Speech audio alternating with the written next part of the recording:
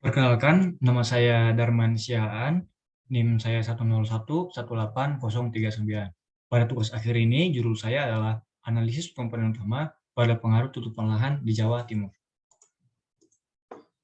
Menurut Undang-Undang Nomor 4 Tahun 2011, penutupan lahan merupakan garis yang menggambarkan batas penampakan area tutupan di atas permukaan bumi yang terdiri dari bentang alam dan atau bentang buatan.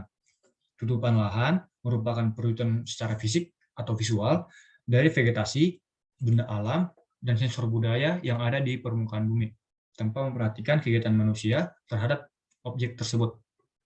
Perubahan tutupan lahan disebabkan oleh dua faktor utama. Yang pertama adalah faktor fisik, dan yang kedua adalah faktor ekonomi.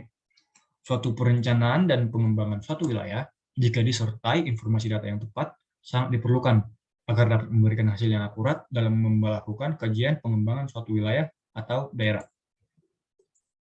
Faktor fisik pada perubahan tutupan lahan yang pertama adalah ketinggian lahan, yang kedua kemiringan lereng, yang ketiga jarak ke jalan utama, dan yang terakhir jarak ke ibu kota.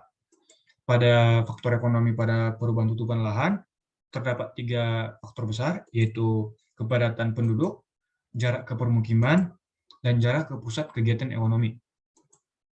Kenapa saya memilih penelitian ini dan memilih topik ini?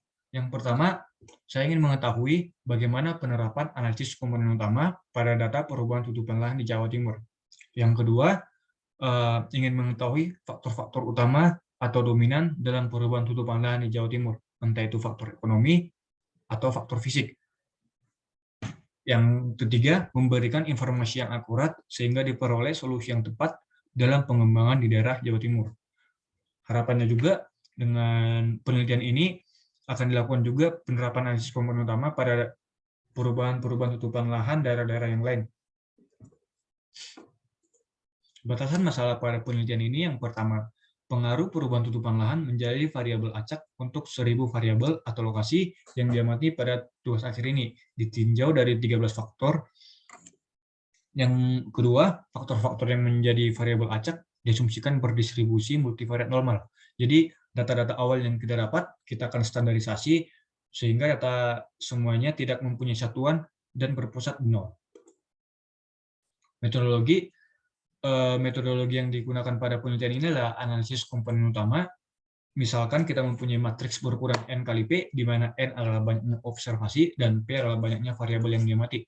Nah, tujuan dari analisis komponen utama adalah mereduksi dimensi data. Nah, pada gambar berikut, dapat kita perhatikan bahwa matriks awal Y berukuran N kali P dengan analisis komponen utama, kita akan mentransformasinya sehingga akan didapatkan matriks berukuran N kali K. Nah, ini dari analisis komponen utama adalah membentuk suatu K variabel yang saling bebas, di mana K ini lebih kecil dari P, yang merupakan kombinasi linear dari P variabel yang lama. Nah, sehingga kita mempunyai persamaan yang baru, ZI sama dengan AI1, I1, tambah AI2, Y2, tambah titik-titik, tambah AIP-1, YP-1, tambah AIP, YP. Untuk I, 1, 2, sampai K. Kemudian metodologi yang kita gunakan adalah dekomposisi nilai singular, yang dimana rumusnya adalah X sama dengan U dikali D dikali V transpose. Dengan X adalah matriks standarisasi dari data awal berukuran N kali P, di mana N adalah jumlah observasi dan P adalah jumlah variabel. U berukuran N kali N dan V berukuran P kali P merupakan matriks ortogonal, di mana U kali U transpose sama dengan matriks identitas, dan V kali V transpose sama dengan matriks identitas juga. Nah, di sini D berukuran N kali P adalah matriks dengan DII sama dengan delta I, di mana I dari 1, 2, sampai P, dan elemen lainnya bernilai 0. Delta I adalah nilai singular dari matriks X, dan delta I kuadrat sama dengan lambda I. Lambda I merupakan nilai eigen.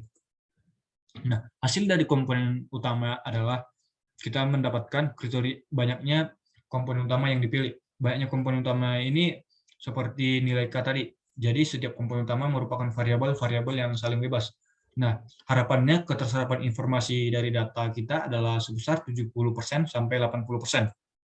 Nah, persentase keterserapan informasi dari komponen utama ke I dinyatakan sebagai berikut, yang dimana presentasi KUI sama dengan lambda I per sigma dari K sama dengan 1 sampai P lambda K kali 100% untuk I dari 1, 2, sampai P. Sekian presentasi yang dapat saya sampaikan dan sampai jumpa lagi. Terima kasih.